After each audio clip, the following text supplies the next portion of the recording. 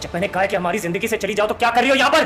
तुमने किसकी इजाजत से मेरी बीवी के साथ ऐसा इंसल्टिंग सलूक किया है? मुझे इतना भी हक नहीं कि मैं अपनी इज्जत नफ्स का पास रख सकूं। मरे हुए बाप की जरा से भी मोहब्बत बाकी है ना, आइंदा अपनी शक्ल मत दिखाना। मोहब्बत मजबूरी का नहीं, इजहार का नाम है। वो एक दिन आपका नाम निशान मिटा देगा, मिटा रहा है। जिस चीज की कमी थी मेरी जिंदगी में, और तुम उसमें मजीद इजाफा करेगी।